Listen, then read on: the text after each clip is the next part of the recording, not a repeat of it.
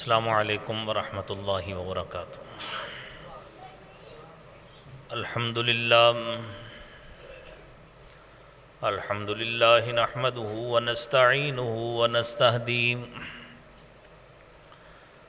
ونعوذ باللہ من شرور انفسنا ومن سیئات اعمالنا، من يهدي الله فلا مضل له ومن يضلل فلا هادي له، وأشهد أن لا إله إلا الله وحده لا شريك له، وأشهد أن محمدًا عبده ورسوله۔ اللهم صل على محمد وعلى آل محمد كما صليت على إبراهيم وعلى آل إبراهيم إنك حميد مجيد۔ اللهم بارك على محمد وعلى آل محمد كما باركت على إبراهيم وعلى آل إبراهيم إنك حميد مجيد۔ رب اشرح لي صدري ويسر لي أمري واحلل عقدة من لساني يفقهوا قولي، رب زدني علما، سبحانك لا علم لنا إلا ما علمتنا إنك أنت العليم الحكيم۔ إن أحسن الكلام كلام الله، وأحسن الهدي هدي محمد صلى الله عليه وسلم، وشر الأمور محدثاتها وكل محدثة بدعة وكل بدعة ضلالة، الضلالة في النار۔ أعوذ بالله السميع العليم من الشيطان الرجيم، بسم الله الرحمن الرحيم۔ إن الذين قالوا ربنا الله ثم استقاموا تتنزل عليهم الملائكة ألا تخافوا ولا تحزنوا وابشروا بالجنة التي كنتم توعدون۔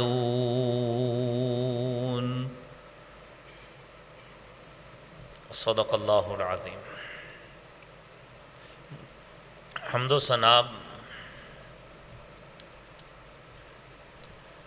تعریف و تمہید، کبریائی، بڑائی اللہ احکم الحاکمین کی ذات کے لیے خاص ہے، جو خالق ارض و سما ہے، خالق کل شیء ہے، اور علی کل شیء قدیر ہے، فعال لما یرید ہے، اور علیم بذات الصدور ہے۔ درود و سلام حضور سید الکونین، شفیع المذنبین اور رحمت للعالمین، احمد مجتبی جناب محمد مصطفیٰ صلی اللہ علیہ وآلہ وسلم کی ذات اقدس پر۔ حضرات محترم، سورہ حامیم سجدہ 24واں سپارہ، اس میں سے ایک آیت آپ کے سامنے تلاوت کی سعادت حاصل کی ہے۔ رب العالمین فرماتے ہیں ان الذین قالوا ربنا اللہ،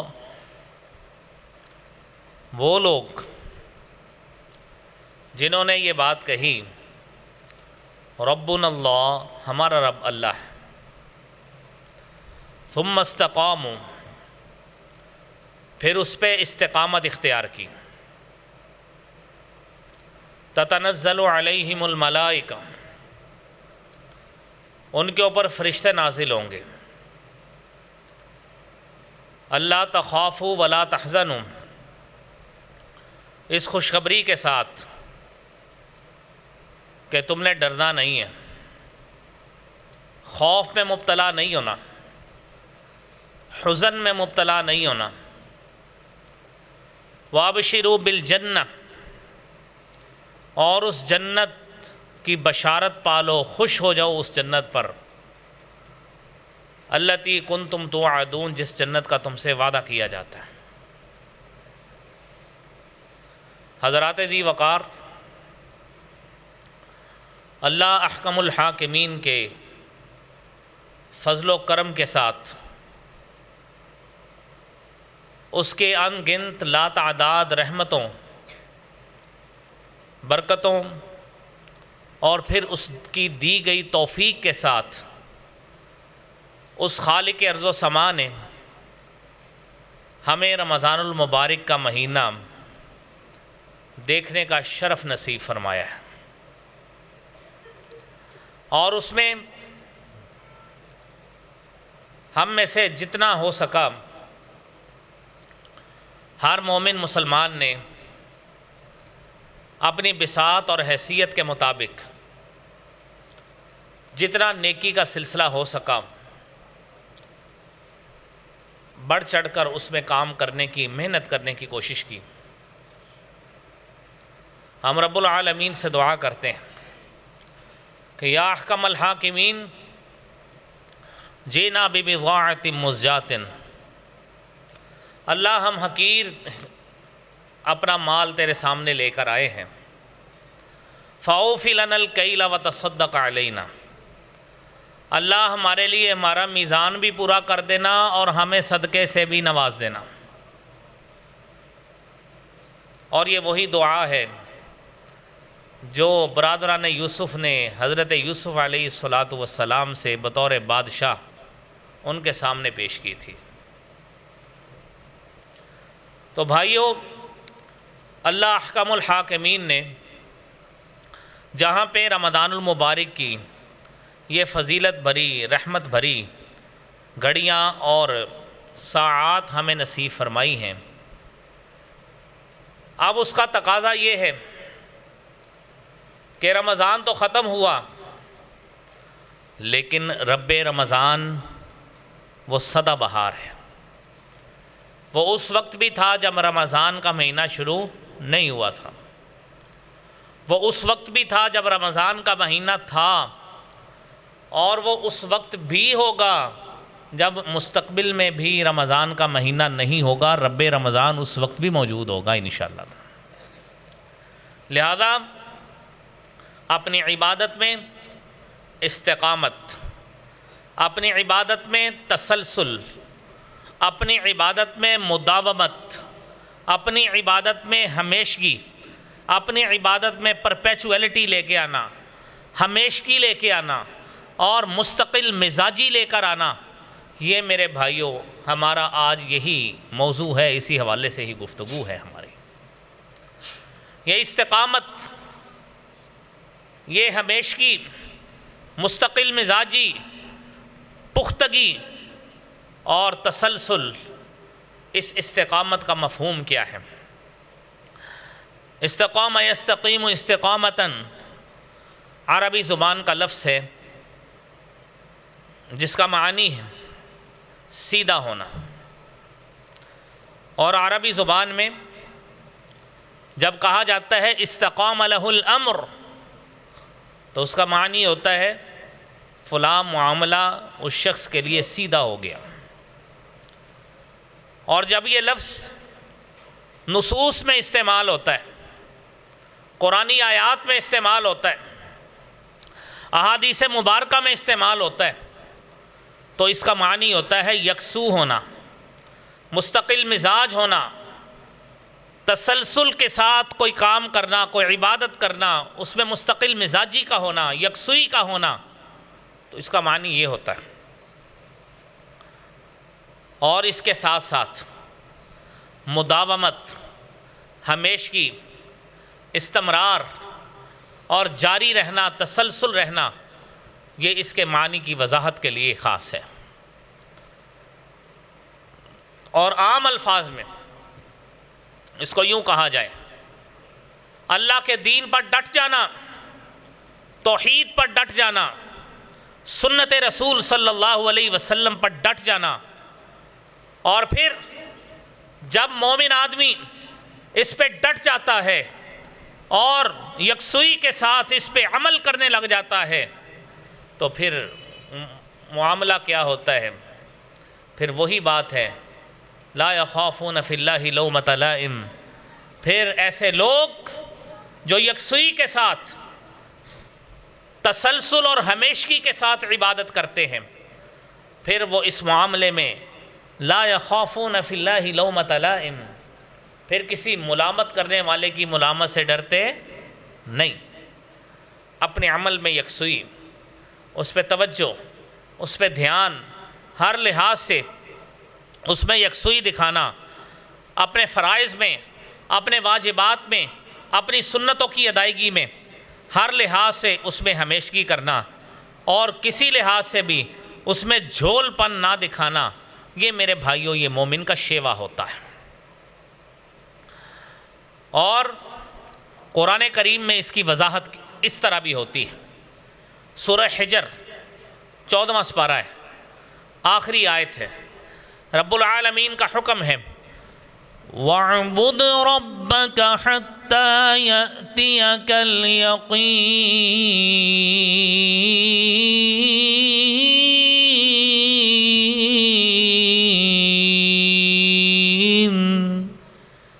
اپنے رب کی عبادت کرو، حَتَّى يَأْتِيَكَ الْيَقِينُ، جب تک آپ پر موت نہیں آ جاتی۔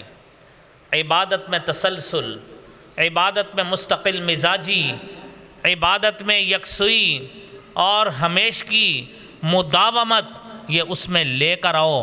یہ ہر مومن کا شیوا ہونا چاہیے، جب تک اس کو موت نہیں آتی اس کا کام یہی ہونا چاہیے۔ میرے محترم بھائیوں، سفیان بن عبداللہ ثقفی رضی اللہ تعالی عنہ روایت کرتے ہیں، میں نے کہا یا رسول اللہ، اللہ کے رسول صلی اللہ علیہ وسلم، حدثنی بامر اعتصم بہ، اللہ کے رسول صلی اللہ علیہ وسلم مجھے ایسا عمل بتائیے، اعتصم بہ، میں اس کو تھام لوں، اس سے تمسک کر لوں، اس سے تعلق بنا لوں۔ رسالت مآب صلی اللہ علیہ وآلہ وسلم نے فرمایا، میرے صحابی، قل ربی اللہ ثم استقم، اے میرے صحابی تو اس بات کا اعلان کر دے، ربی اللہ، میرا رب اللہ ہے، ثم استقم، پھر اس پہ مستقل مزاج ہو جا، اس پہ استقامت اختیار کر لے۔ مسند احمد کی حدیث ہے، ہمیشہ اس پہ مستقل مزاجی۔ یہ میرے بھائیوں ہم نے رمضان میں کیا کیا ہے؟ روزے رکھے کس اللہ کے لیے؟ وہی اللہ جس کو ربی اللہ اس حدیث میں کہا گیا ہے۔ رات کا قیام کیا کس کے لیے؟ اللہ کے لیے۔ قرآن کی تلاوت کی کس کے لیے؟ اللہ کے لیے۔ ہم نے اعتکاف کیا کس کے لیے؟ جب ہر کام اللہ کے لیے کیا ہے تو میرے بھائیوں یہ حدیث یہی سکھاتی ہے کہ جب اے میرے بندے تو نے کہہ دیا ہے کہ تیرا رب اللہ ہے، وَاعْبُدْ رَبَّكَ، اب اس رب کی عبادت کرتے رہو، حَتَّى يَأْتِيَكَ الْيَقِينُ، جب تک تمہارے اوپر موت نہیں آ جاتی۔ تمہاری کیفیت ہمیشہ یہی ہونی چاہیے، اس میں جھول نہیں آنی چاہیے، اس میں وقفہ نہیں آنا چاہیے، اس میں لیپس نہیں آنے چاہیے، اس میں کسی طرح کے پوزز اور وقفے نہیں آنے چاہیے، یہ تسلسل کے ساتھ یہ عبادت ہونی چاہیے۔ یہ میرے بھائیوں یہی رمضان کا پیغام ہے کہ عمل میں دوام ہونا چاہیے۔ دوسری حدیث سفیان بن عبداللہ ثقفی رضی اللہ تعالیٰ عنہ روایت کرتے ہیں، میں نے کہا یا رسول اللہ صلی اللہ علیہ وسلم قل لی فی الاسلام قولا لا اسأل عنہ بعدک، اللہ کے رسول صلی اللہ علیہ وسلم مجھے اسلام کی ایسی بات بتا دیں کہ جس کے بارے میں اس کے بعد کسی سے کچھ نہ پوچھوں، ایسی بات مجھے اسلام کے حوالے سے بتائیں۔ نبی کریم صلی اللہ علیہ وسلم نے فرمایا میرے صحابی کہو آمنت باللہ، میں اللہ پر ایمان لایا، ثم استقم، پھر اس پہ مستقیم ہو جاؤ، استقامت اختیار کرو۔ یہ روزے کا پیغام ہے، یہ رمضان کا پیغام ہے کہ مسلمانوں تو نے سحری کے وقت جاگ کر سحری کی، سارا دن بھوک اور پیاس برداشت کی، اور پھر افطاری کے وقت افطاری سے چند لمحات پہلے افطاری کا سماں اور پھر لیوش قسم کا کھانا تمہارے سامنے موجود تھا، اس کے باوجود تم نے اللہ رب العالمین کو حاضر ناظر سمجھتے ہوئے اسے اپنے وقت سے پہلے چکھنے کی کوشش نہیں کی۔ کس وجہ سے؟ کہ میں نے روزہ اللہ کے لیے رکھا ہے، میں ایسا کام مت کروں جس سے میرا رب ناراض ہو جائے یا میرے روزے میں خلل آ جائے، میری عبادت میں خلل آ جائے۔ تو نے یہ کام نہیں کیا، اب بھی وہی رب ہے، اب بھی تیری عبادت میں خلل نہیں آنا چاہیے۔ نماز رمضان میں بھی 5 فرض تھیں، اب غیر رمضان میں بھی 5 ہی فرض ہیں۔ قرآن کریم کی تلاوت پہلے بھی آپ کے لیے لازم تھی، اب بھی لازم ہے۔ مسجد میں آنا پہلے بھی آپ کے اوپر فرض تھا، اب بھی فرض ہے۔ قرآن کہتا ہے اقیموا الصلاۃ وآتوا الزکاۃ وارکعوا مع الراکعین، نماز قائم کرو، زکوٰۃ ادا کرو، رکوع کرنے والوں کے ساتھ رکوع کرو۔ یہ قرآن کا پہلے بھی پیغام تھا، آج بھی وہی ہے کہ تمہاری نماز بغیر عذر کے مسجد کے علاوہ کہیں پہ بھی نہیں ہوگی۔ وارکعوا مع الراکعین، جہاں پہ لوگ رکوع کرتے ہیں ان کے ساتھ مل کر عبادت کرو گے، ان کے ساتھ مل کر رکوع کرو گے، تمہاری عبادت اور نماز تب اللہ کی بارگاہ میں قبول ہوگی۔ یہی رمضان کا پیغام ہے۔ اب استقامت اختیار کرو، مستقل مزاج ہو جاؤ۔ میرے بھائیوں، اب استقامت، 2 احادیث آپ نے سنی، ایک مسند احمد کی سنی، ایک صحیح مسلم کی حدیث آپ نے سنی، کتاب الایمان باب جامع الاوصاف الاسلام، آپ نے دونوں احادیث سنی۔ ثابت کیا ہوا کہ جس اللہ سے ہم نے رمضان میں تعلق بنایا ہے، جس خالق و مالک سے اپنی وابستگی شو کی ہے، اب اس وابستگی میں دوام ہونا چاہیے، اس میں مستقل مزاجی ہونی چاہیے۔ اب اس مستقل مزاجی کو ختم نہیں کرنا، نہ اس میں بریک لانی ہے، اس کو اسی طرح جاری رکھنا ہے۔ وَاعْبُدْ رَبَّكَ حَتَّى يَأْتِيَكَ الْيَقِينُ، جب تک تمہارے اوپر موت طاری نہیں ہو جاتی، یہ مستقل مزاجی اسی طرح ہی طاری رہنی چاہیے، یہ جاری رہے اسی طرح ہی مستقل مزاجی۔ نبی کریم صلی اللہ علیہ وسلم نے اس آیت کی احادیث میں کس طرح تشریح کی ہے؟ تتنزل علیہم الملائکہ، تم استقامت اختیار کرو گے، رب کی رحمت کا نزول تمہارے اوپر کس کس طرح ہوگا؟ تتنزل علیہم الملائکہ، تمہارے اوپر فرشتے نازل ہوں گے۔ استقامت اختیار کر کے دیکھو، فرشتوں کا نزول ہوگا۔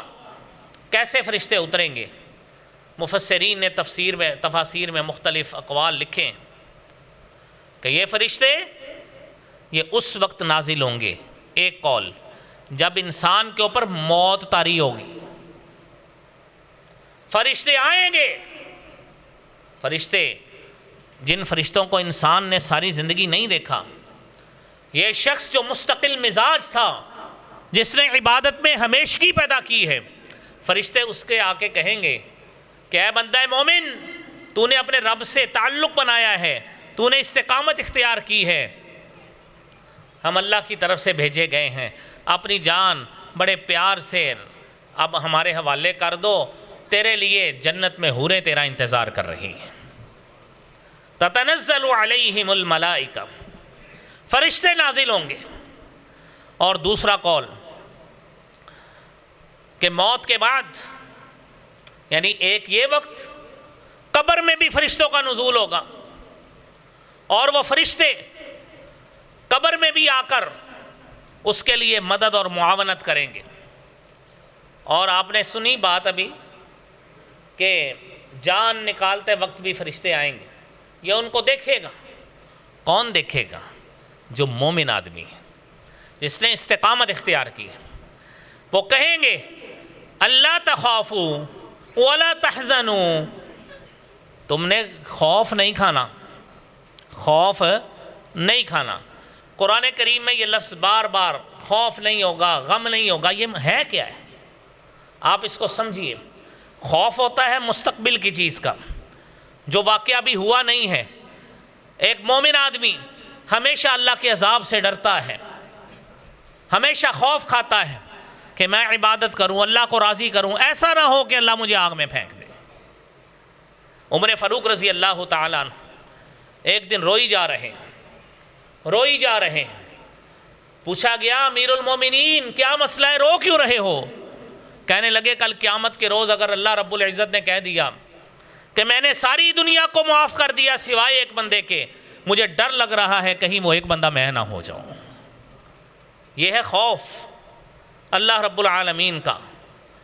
مومن آدمی جس نے عبادت میں مستقل مزاجی اختیار کی، جس نے عبادت میں مداومت کی، ہمیشگی کی، استقامت اختیار کی، فرشتے اس کو کہیں گے تو نے خوف نہیں کھانا، جہنم تیرے لیے نہیں ہے، تیرے لیے حوریں انتظار کر رہی ہیں، تیرے لیے جنت میں اللہ کے جنت میں علیحدہ حوریں انتظار کر رہی ہیں، تیری روح کا استقبال آسمانوں پہ، ہر آسمان پہ ہوگا، جس طرح حدیث میں آتا ہے۔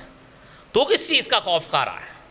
تو نے مستقل مزاجی اختیار کی تھی، تو نے استقامت اختیار کی تھی، لہذا تجھے کوئی خوف نہیں ہونا چاہیے، اور تجھے کوئی حزن نہیں ہونا چاہیے، ملال نہیں ہونا چاہیے۔ حزن ہوتا ہے گزشتہ چیز کا، کہ تو نے جو عمل کیا ہے نا وہ اس قابل ہے کہ تجھے اب جزا دلائے گا۔ تو نے غم نہیں کھانا، تیرا عمل ناقص نہیں تھا، تیرا عمل بہت اچھا تھا، تو نے دنیا میں بڑی عبادت کی ہے، تو نے اپنے رب کو راضی رکھنے کی کوشش کی ہے۔ اے بندہ مومن، اس استقامت کی وجہ سے آج اللہ نے تجھے اس انعام سے نوازا ہے، ہمیں بھیجا ہے۔ تتنزل علیہم الملائکہ، فرشتوں کا نزول تیرے اوپر کیا ہے، تجھے تسلی دے کہ تیرے لیے نہ پیچھے کچھ اس طرح کی کوئی غم والی کیفیت ہے، نہ آگے تیرے لیے کوئی خوف والی کیفیت ہے۔ تیرے بچے، تیری بیوی، تیری اس نیکی کی وجہ سے اللہ رب العالمین ان کا خود ساتھی بن جائے گا۔ یہ خوف اور حزن میں فرق ہے۔ اور بھائیوں، فرشتوں کا نزول ہوتا ہے، شیطانوں کا بھی نزول ہوتا ہے۔ قرآن کریم میں آتا ہے هل انبئكم على من تنزل الشياطين تنزل على كل أفاك أثيم يلقون السمع وأكثرهم الكاذبون والشعراء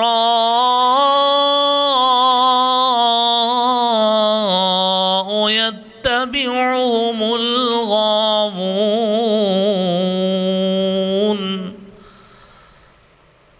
بتاؤں، تمہیں بتاؤں، علی من تنزل الشیاطین، شیطان کس پہ اترتے ہیں؟ تنزل علی کل افاک اثیم، ہر جھوٹے آدمی پر، ہر جھوٹ بولنے والے پر، ہر گناہگار پر۔ یلقون السمع واکثرهم الکاذبون، کانوں میں باتیں ڈالتے ہیں لیکن اکثر جھوٹے ہوتے ہیں۔ شیطان بھی اترتے ہیں۔ فرشتے اتریں گے کس کے لیے؟ مومن کے لیے۔ شیطان کس کے لیے اترتے ہیں؟ گناہگار کے لیے، جھوٹ بولنے والے کے لیے۔ اب مومن آدمیوں، فیصلہ ہم نے خود کرنا ہے، ہمیں فرشتوں کا نزول چاہیے کہ شیطانوں کا چاہیے؟ اللہ رب العالمین ہمارے لیے فرشتوں کا نزول فرمائے۔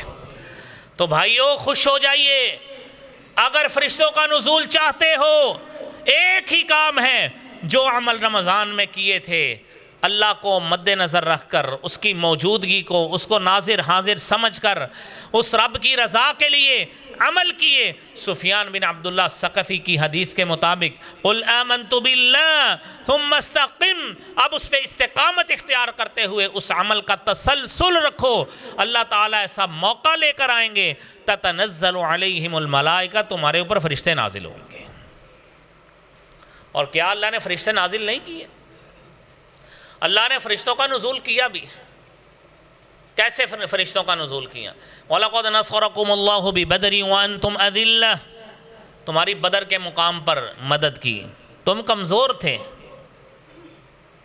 اِسْتَسْتَغِيثُونَ رَبَّكُمْ فَاسْتَجَابَ لَكُمْ أَنِّي مُمِدُّكُمْ بِأَلْفٍ مِّنَ الْمَلَائِكَةِ مُنْزَلِينَ، ہم نے کئی ہزاروں فرشتے نازل کی۔ تو بھائیو رب العالمین کی مدد تو ہمیشہ شامل حال رہتی ہے۔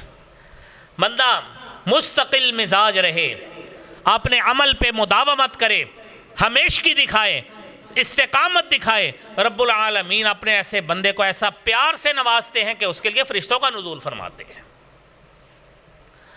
تو بھائیو یہ کام ہمیں کرنا چاہیے تاکہ اللہ رب العالمین کی مدد ہمیشہ ہمارے لیے شامل حال رہے۔ اللہ کریم ہمیں اس قابل فرمائے۔ اور پھر اس کے ساتھ ساتھ جنت کی خوشخبری، ابشروا بالجنہ التی کنتم توعدون، تم اس جنت کی بشارت پاؤ جس کا تم سے وعدہ کیا گیا۔ اور وعدہ کیسا؟ نحن اولیاؤکم فی الحیات الدنیا وفی الآخرہ، ہم تمہارے دنیا میں بھی دوست ہیں، آخرت میں بھی دوست ہوں گے۔ وَلَكُمْ فِيهَا مَا تَشْتَهِي أَنفُسُكُمْ، جو جنت میں چاہو گے ملے گا۔ رب العالمین کے ساتھ تم نے محبت دکھائی ہے، اب اس محبت کا جواب اللہ رب العالمین تمہیں اپنی دوستی کے ساتھ دے کر دکھائیں گے۔ بندہ رب کا بن کے تو دیکھے۔ اور بھائیو قرآن کریم میں اسی طرح ہی کی آیت سورہ احقاف میں موجود ہے۔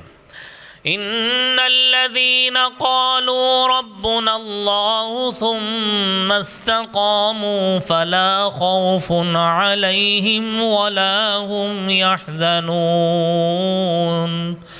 اولئك اصحاب الجنة خالدين فيها جزاء بما كانوا يعملون، بے شک وہ لوگ قالوا ربنا اللہ، جنہوں نے کہا ہمارا رب اللہ ہے، ثم استقاموا، پھر اس پہ استقامت اختیار کی، ڈٹ گئے، لا خوف علیہم ولا هم يحزنون، ان کے اوپر کوئی خوف نہیں ہوگا، کوئی حزن نہیں ہوگا۔ اولئک اصحاب الجنہ خالدین فیہا، یہی لوگ اصحاب جنت ہیں، یہی لوگ اہل جنت ہیں، جزاء بما كانوا يعملون، ان کے اعمال کی بدولت انہیں اللہ رب العالمین بڑے اچھے بدلے سے نوازیں گے۔ بھائیو رب العالمین نے ہمیں کتنے بہتر انداز سے سمجھایا، ہمیں تمسک کا حکم ہے۔ فَاسْتَمْسِكْ بِالَّذِي أُوحِيَ إِلَيْكَ إِنَّكَ عَلَى صِرَاطٍ مُسْتَقِيمٍ،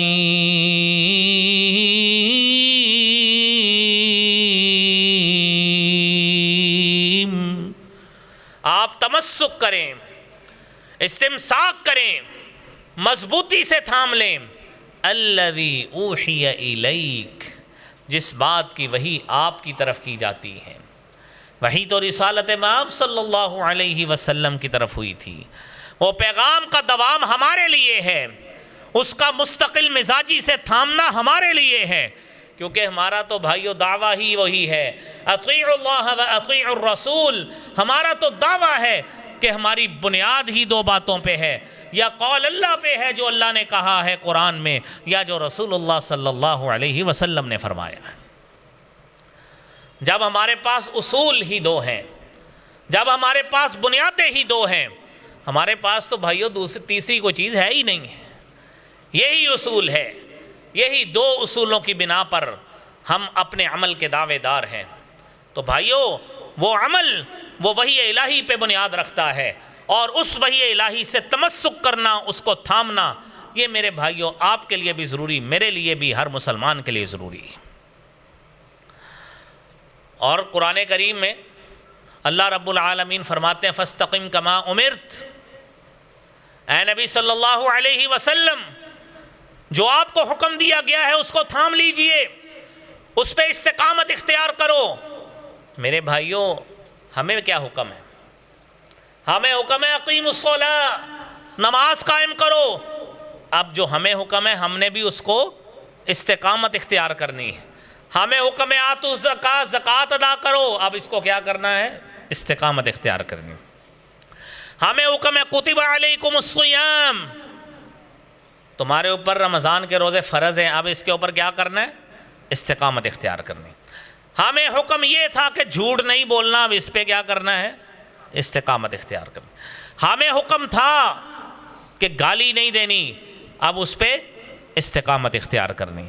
آپ صلی اللہ علیہ وسلم نے فرمایا من لم یدع قول الزور والعمل بھی، جو جھوٹ نہیں چھوڑتا، جھوٹ پہ عمل نہیں چھوڑتا، اللہ کو ایسے شخصی روزے کی ضرورت نہیں ہے۔ وہ روزوں میں بھی ویسا ہی گناہ تھا، اب بھی ویسا ہی گناہ ہے۔ جس طرح روزے میں مستقل مزاجی سے جھوٹ سے پرہیز کیا ہے، وہ اب بھی پرہیز کرنا ہے۔ فاستقم کما امرت، جو حکم پہلے تھا، جو ممانعت روزے میں تھی، جو کام کرنے کی ممانعت روزے میں تھی، وہ اب بھی ایسے ہی ممانعت ہے۔ جو اس وقت گناہ تھا وہ اب بھی گناہ ہے، جو اس وقت کرنے کا حکم تھا وہ اب بھی وہی حکم ہے۔ لہذا بھائیو اب اس پہ استقامت اختیار کریں گے، استقامت کریں گے، اللہ کے فرشتے اتریں گے۔ جب اللہ کے فرشتے اتریں گے جنت ملے گی، بشارت ملے گی، خوف کے بادل چھٹیں گے، حزن کے معاملات چھٹیں گے، اللہ رب العالمین حوروں والی جنت عطا فرمائے گا۔ یہ تب ہی ہوگا جب استقامت اختیار ہوگی، جب اس عمل پہ مستقل مزاجی ہوگی۔ تو بھائیو اللہ رب العالمین سورہ ابراہیم میں فرماتے ہیں اس استقامت ثابت قدمی کے حوالے سے ڈگمگانا نہیں ہے، ڈرنا نہیں ہے، اور کسی ہچکچاہٹ کا شکار نہیں ہونا۔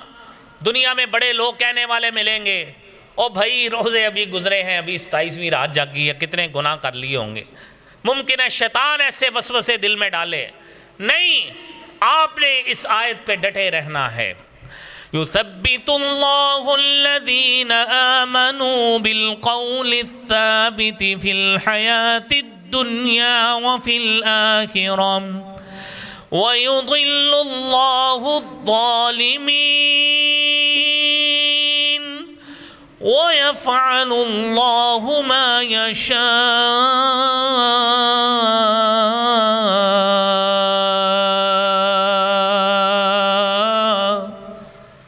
یثبت اللہ الذین آمنوا، اللہ ثابت قدم رکھتے، ثابت قول کے ساتھ۔ وہ کون سا قول ہے؟ وہ کلمہ طیبہ والا قول ہے، دنیا کی زندگی میں بھی ثابت رکھتے ہیں، اور آخرت میں بھی اللہ تعالیٰ اسی قول کے ساتھ ثابت رکھیں، اور اسی کلمے کو نہ اپنا کر، اسی قول ثابت کو نہ اپنا کر، دنیا میں بڑے لوگ ہیں جو گمراہ ہوئے ہیں، گمراہی کا شکار ہوئے ہیں، جہنم میں جائیں گے۔ وہ کلمہ کون سا ہے؟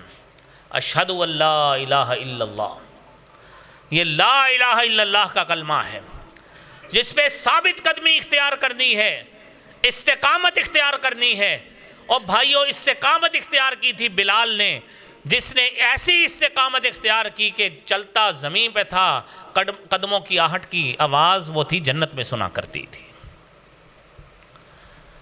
اور حارثہ بن نعمان نبی کریم صلی اللہ علیہ وسلم کے صحابی ہیں، آپ فرماتے ہیں دخلت الجنہ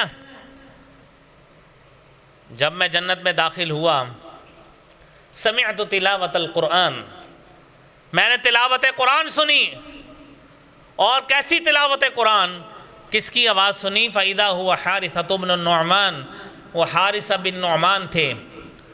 كَذَلِكُمُ الْبَرُّ كَذَلِكُمُ الْبَرُّ فَكَانَ أَبَرَّ النَّاسُ بِأُمِّهِ، وہ اپنی ماں کے ساتھ اتنی نیکی کرنے والے تھے، اتنی نیکی کرنے والے تھے، اللہ تعالیٰ کو ان کا یہ عمل اتنا پسند آیا، دنیا میں قرآن کی تلاوت کرتے تھے، میں جنت میں گیا، جنت میں ان کی تلاوت کی آواز آ رہی تھی۔ تو بھائیو، یہ نیکیاں کمانے کے ڈھنگ ہیں، اس کو استقامت کے ساتھ تھام لو۔ اگر چاہتے ہو کہ ہماری بھی آواز اللہ تعالیٰ جنت میں سنا دے، ہماری بھی آواز اللہ تعالیٰ اس میں ایسا حسن اور خلوص پیدا کر دے، تو بھائیو جن کے والدین موجود ہیں اللہ تعالیٰ ان کو زیادہ سے زیادہ ان کے ساتھ نیکی کرنے کی توفیق عطا فرمائے۔ قرآن کے ساتھ بھائیو تعلق بنائیں، جس طرح روزے میں تعلق بنایا تھا، اسی پہ استقامت اختیار کرو، اسی کو ہی آگے اب لے کر چلو، اسی کے ساتھ تعلق وابستہ رکھو، اسی کا ہی اب ترجمہ پڑھو، اسی کی تفسیر پڑھو، اور اسی کے معنی مفاہیم پہ غور کرو۔ جب تم یہ کام کرو گے رب العالمین تمہیں ایسی نیکیوں سے نوازے گا کہ ممکن ہے تم بھی تلاوت کرو، تمہاری آواز بھی اللہ جنت میں سنائی دے دے۔ بات ہے استقامت کی کہ جس نیکی کو تھامنا ہے اس پہ عمل کرتے رہنا ہے۔ رسالت مآب صلی اللہ علیہ وسلم نے اس لیے فرمایا تھا خیر العبادت ما ادومها، بہترین عبادت وہ ہے جس میں دوام ہو، جس میں ہمیشگی ہو، وَإِن قَلَّ، چاہے تھوڑی بھی ہو لیکن مستقل مزاجی والی ہو، اللہ تعالیٰ کو بہت ہی پسند ہے۔ تو بھائیو اس چیز کو اپنائیے، اور ممکن حد تک اس کے ساتھ بھائیو تعلق بنائیے، تمسک پیدا کیجئے، اس کے ساتھ تعلق بنا کر رکھیے، اور اسی تعلق کی بنا پر انشاءاللہ ہم نے آگے ہمارے رزلٹ نتیجے اسی بنا پر نکلنے ہیں۔ اور بھائیو اس استقامت کو ہم کس طرح کون سے ایسے عمل کریں کہ ہماری استقامت اس پہ معاونت اس کی ہوگی، استقامت بنے گی، مستقل مزاجی بنے گی۔ سب سے پہلی بات بھائیو کلمہ طیبہ، آپ نے ابھی آیت سورہ ابراہیم کی سنی، یثبت اللہ الذین آمنوا بالقول الثابت، اس قول ثابت کے ساتھ ہم نے اپنے آپ کو تعلق بنانا ہے، اس کے ساتھ استقامت دکھانی ہے۔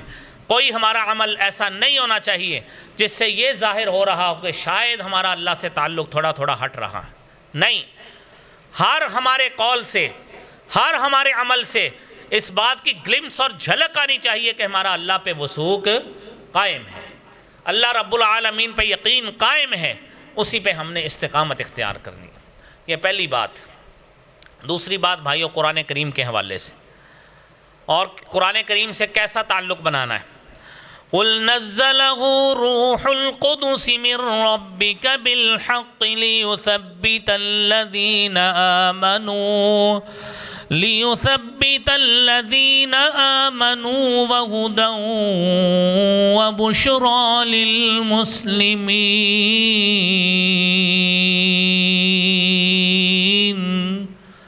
اے نبی کہہ دیجئے اس قرآن کو روح القدس نے اتارا ہے۔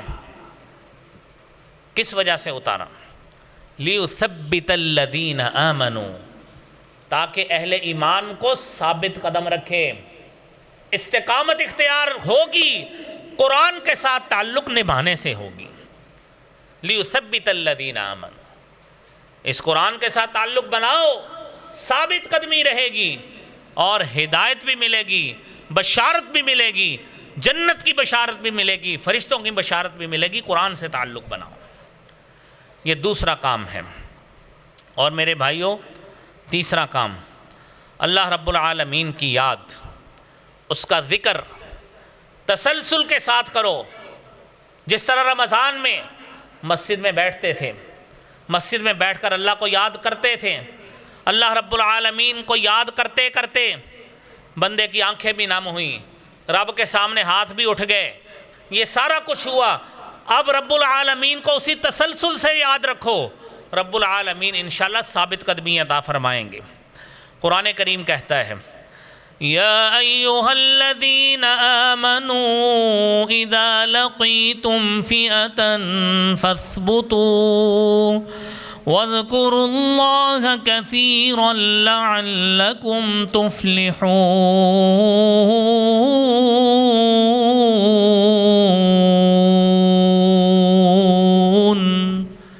اے ایمان والو، یہ ثابت قدمی اسی وقت ملے گی، دشمن کے ساتھ بھی ملو گے اللہ ثابت قدم رکھے گا، تمہاری زبان سے از خود ایسے الفاظ نکلیں گے دشمن پر روب طاری ہوگا، دشمن سے ملو گے تو ثابت قدم رہو گے، دشمن کی آنکھوں میں آنکھیں ڈال کے باتیں کرو گے، کس بنا پر؟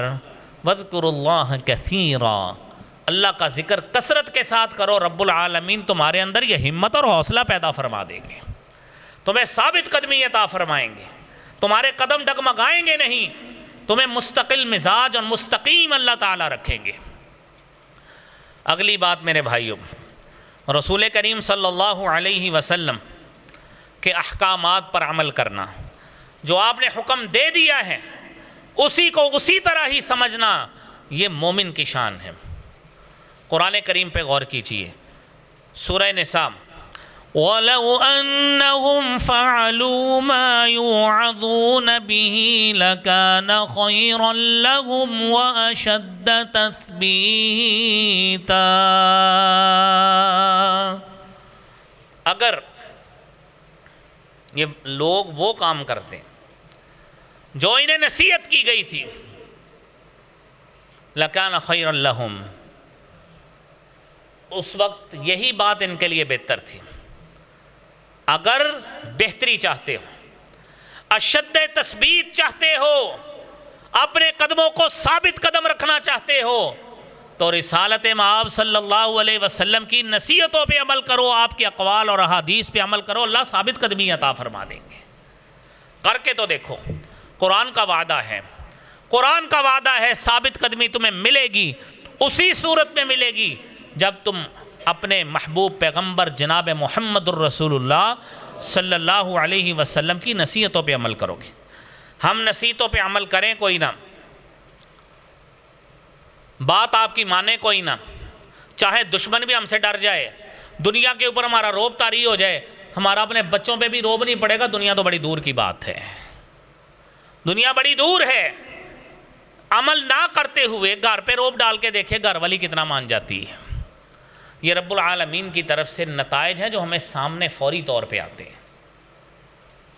قول رسول سے دوری، اقوال رسول سے دوری، جب ہوئی نصیحتوں پہ عمل نہ کیا تو ثابت قدمی استقامت کچھ بھی نہیں حاصل ہوگا۔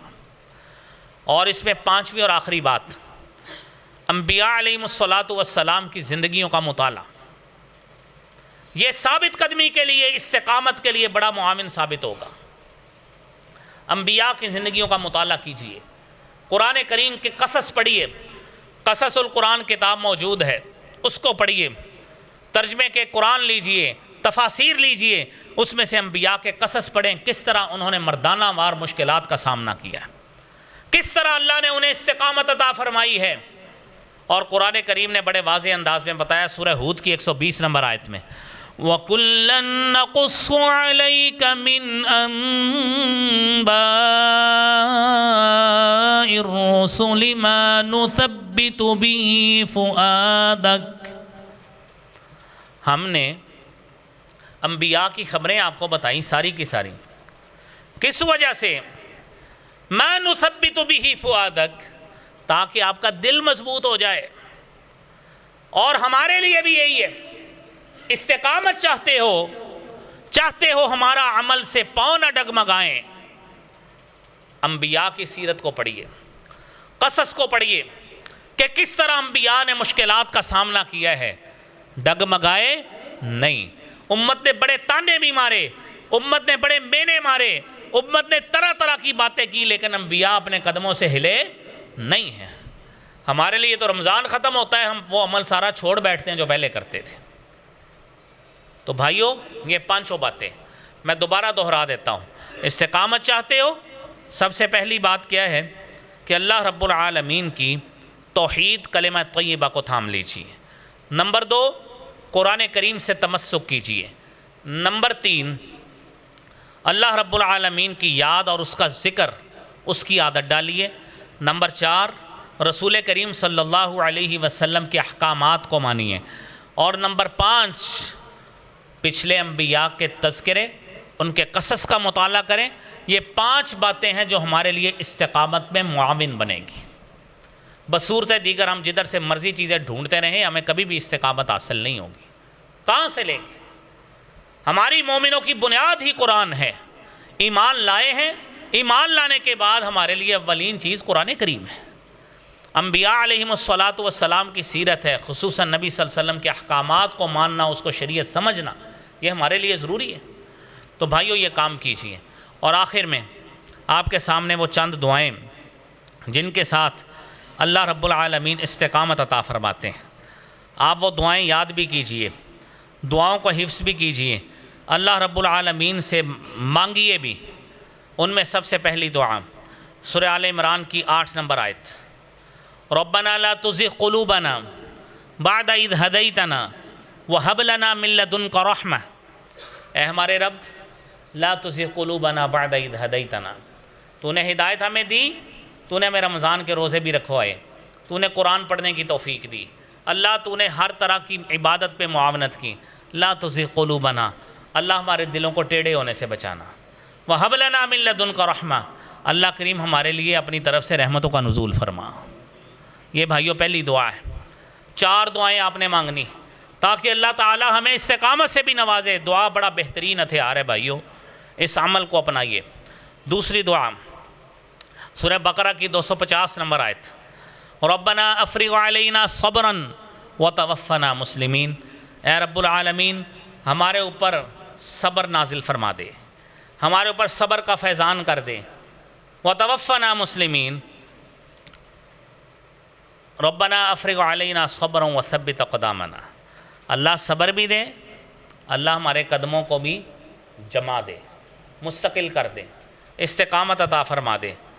اور میرے بھائیوں، تیسری دعا جو حضرت انس رضی اللہ تعالیٰ عنہ سے بھی روایت ہے، سیدہ ام سلمہ رضی اللہ تعالیٰ عنہا سے بھی روایت ہے۔ صحابی نے پوچھا، ما کان اکثر دعائی رسول اللہ صلی اللہ علیہ وسلم، آپ کی اکثر دعا کون سی ہوتی تھی؟ تو سیدہ فرماتی ہیں آپ کی دعا یہ ہوتی تھی، اللہم یا مقلب القلوب ثبت قلبی علی دینک۔ اے اللہ، اے دلوں کو پلٹنے والے، ثبت قلبی علی دینک، اے اللہ میرا دل اپنے دین پہ ثابت قدم رکھ دے، اس کو استقامت سے نواز دے۔ جو تو نے استقامت ہمیں پہلے عطا فرمائی، اللہ اس کو مستقل مزاج بنا دے۔ یہ آپ صلی اللہ علیہ وسلم دعا کرتے تھے۔ اور چوتھی اور آخری دعا میرے بھائیوں، نبی کریم صلی اللہ علیہ وسلم نے فرمایا، سلسلہ احادیث کی 3228 نمبر روایت ہے، نبی اکرم صلی اللہ علیہ وسلم یہ دعا مانگا کرتے تھے، اللہم انی اسألک الثبات فی الامر، اے اللہ میں تجھ سے معاملات میں ثابت قدمی کی دعا مانگتا ہوں کہ جو تو نے عبادت کی توفیق دی، اللہ اس میں اب ثابت قدمی عطا فرما دے۔